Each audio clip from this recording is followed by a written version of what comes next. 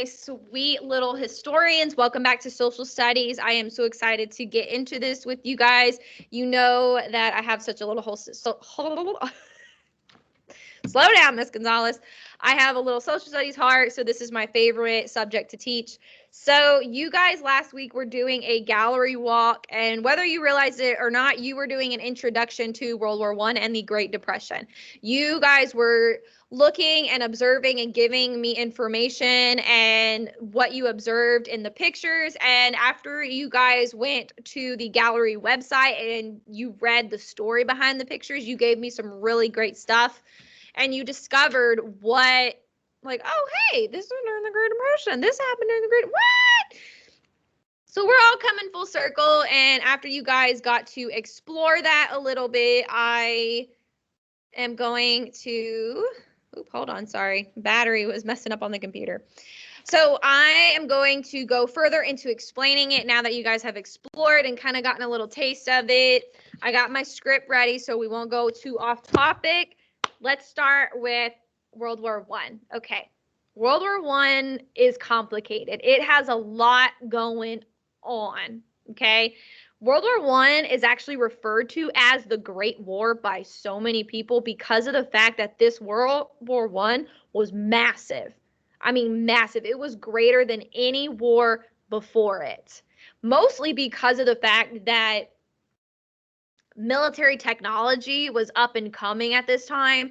So they had a lot of airplanes, submarines, machine guns, heavy artillery, poison gas. Yeah, all of this was up and coming at this, like, about the same time, believe it or not. Isn't that wild? About the same time this was all happening. So because of this military up and coming technology, it caused a lot of casualties. And I mean a lot of casualties during World War I. There were 9 million soldiers that died during World War I. And 23 million soldiers were wounded during World War I. That is insane how many people that is. Like, really, just stop. Think about how many people that is. That's crazy. So let's start at the true beginning of World War I. It all started on June 28th, 1914, when a Serbian man assassinated Archduke Franz Ferdinand. You're probably like, Miss Gonzalez, who is that? What does it have to do with America? Why are we learning this? It's all a cause and effect, my sweet peas. So just stick with me. Now, Franz Ferdinand, he was in line to be king in a country called Austria-Hungary. And this country, it has a powerful empire. Okay, it's a very powerful empire in the center of Europe. Now, before this assassination, Europe was having issues, period. Okay, they were just having huge tension problems. It was just not flying. So this was the straw that broke the camel's back, basically. And Austria-Hungary, they declared war on Serbia. Okay, now that Austria-Hungary has declared war, now all the countries in Europe, they're picking sides. Okay, so you have a few countries who are going with Austria-Hungary, and you have a few that are going with Serbia, and then there's like the itty bitty babies that are like, I'm staying out of it. I'm Switzerland. Okay, so this point, America is not in this. The United States is not a part of this war yet. Okay. Woodrow Wilson, he was the current United States president at this time, and he was just like, that's Europe's problem. We have nothing to do with it right now. We're going to stay out of it as long as you can. Unfortunately, there were 2 major events that caused America to have to enter World War I. One of them being on May 7th, 1915, exactly almost about a year later after the assassination of Franz Ferdinand, was when a German submarine. Now, this submarine was on this German submarine. Germany was on the side of Serbia.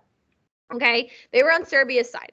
So what had happened was that this German submarine, it sank a British ocean liner, which Britain, Great Britain, they were on Austria-Hungary's side.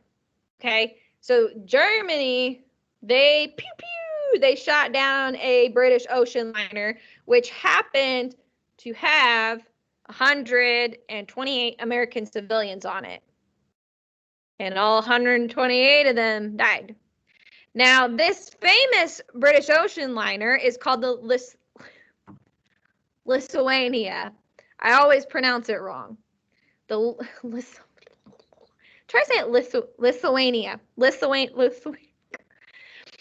Anyways, British ocean liner. We'll go with that. The British ocean liner, it was attacked by a German submarine. 128 American civilians died. This was one event that the United States was starting to go, okay, this is not okay. Like, those had American civilians on it. You know, it started the conversation. Let's say that. Now, in February, excuse me, it was about, they don't really have an exact date. So it was in February of 1917, 2 years later. What? That whole thing happened and we didn't have anything happen until what? There was something called a Zimmermann telegram, okay? And it was discovered by the United States. It was a telegram of the Germans trying to recruit Mexico into the war.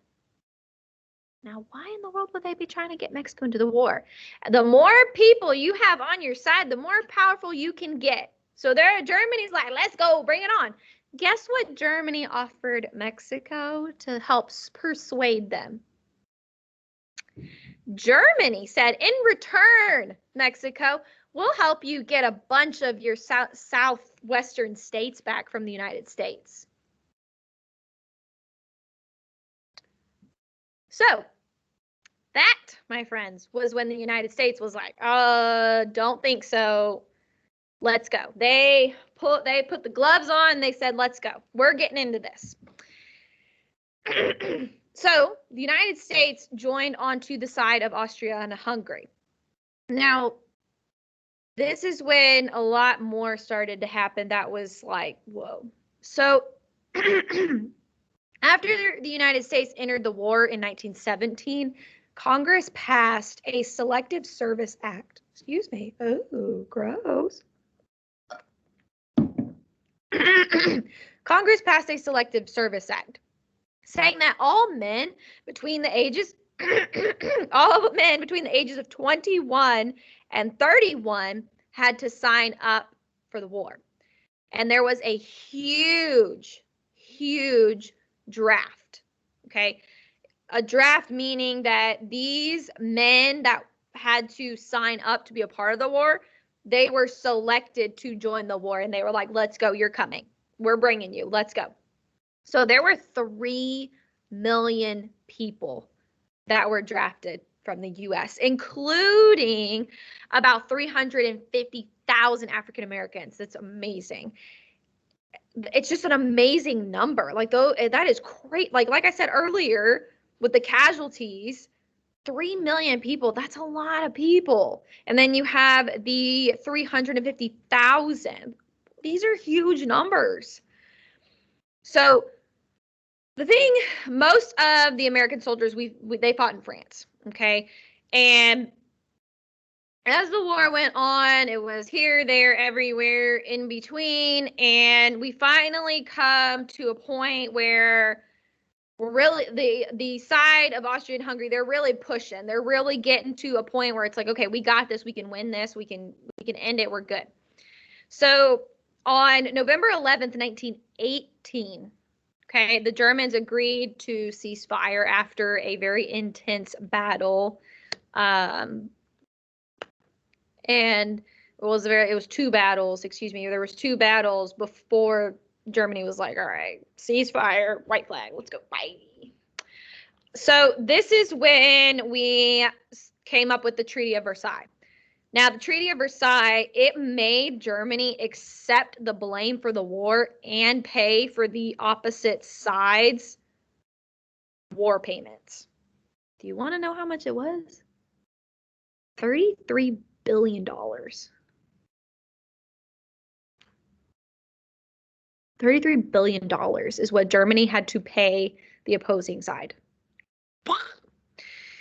So President Wilson, he argued for less harsh measures in his famous 14-point plan for peace, but he was overruled.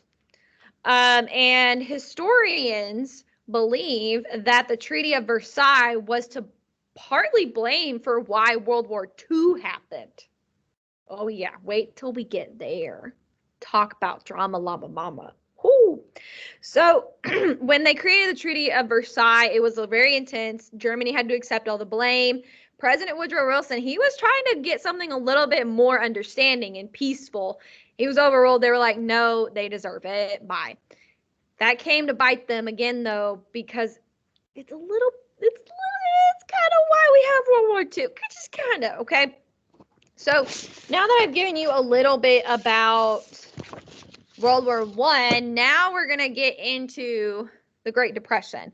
Now, the Great Depression, it came after World War I. I mean, World War I had ended, we were done, and everyone in the United States was like, we are ready to just live a life where we are not dealing with politics and war, and we just can live peacefully.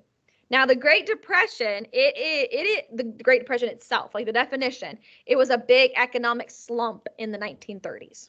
Okay, when World War I ended, we were entering the Roaring 20s. We were in the 1920s. We were thriving. We were doing amazing. It was beautiful. I mean, there was so much great economic and technology growth in America after the war ended that everybody was like, let's go spend our money. And so they were rushing to spend money on cars, radios, telephones, and all these other new technologies. That's not why we got an economic slump, though. I mean, it's part of it. There's like so many parts to this one thing. But there's parts that have to do with the farmers of America being in a constant slump, and they were about to start in a 10-year drought. Guys, drought is meaning when an area has no rain. There's no rain, there's no water system, there's nothing. So there were so many places in the United States that farmers were not able to farm because they were in a drought. There was a 10-year drought that happened. It was nuts. Okay, so the farmers, they were still trying to recuperate. They were trying to do well. The average American was like, let's go spend money. And, excuse me.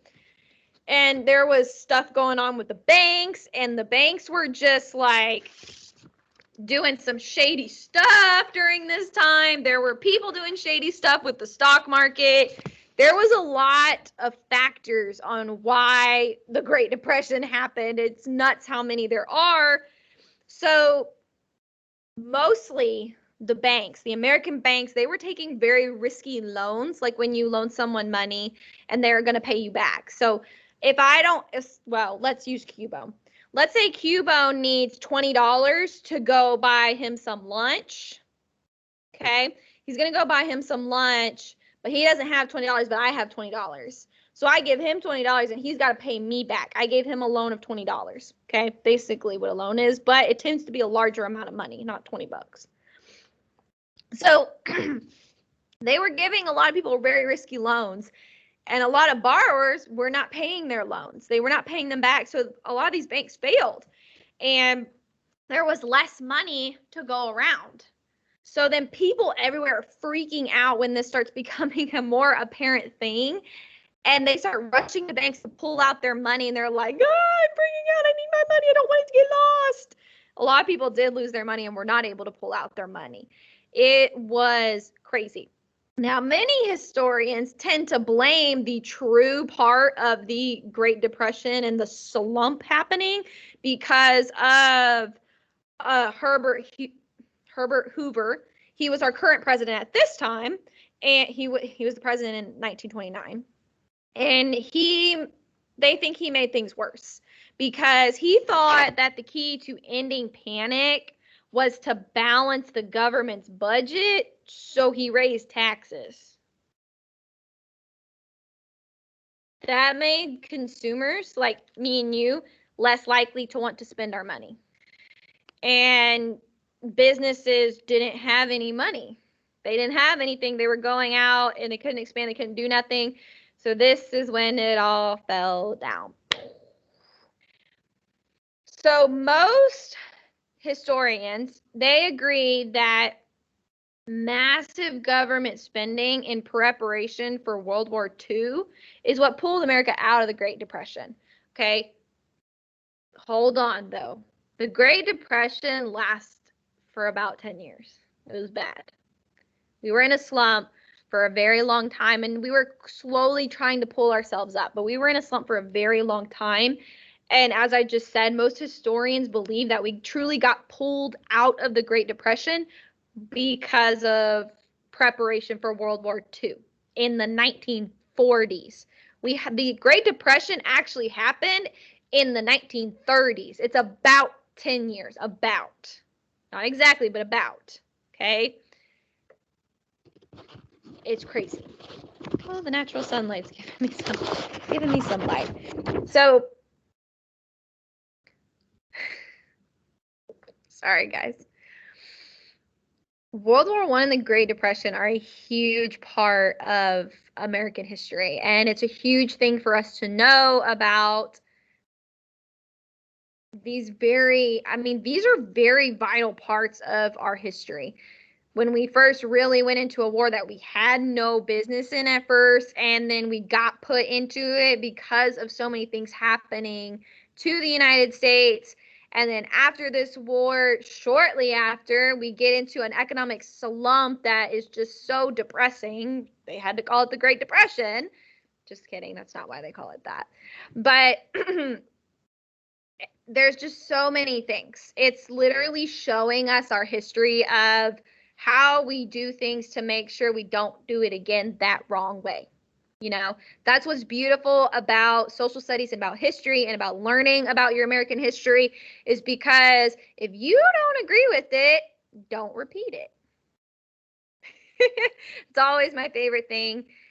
You learn from your lessons, as always, and I think that's a wonderful thing to learn about history and just understanding it. I hope you guys appreciated the explanation. Go complete your assignment for today, and I will see you guys next time. If you have any questions, let me know. Bye, guys. Got my little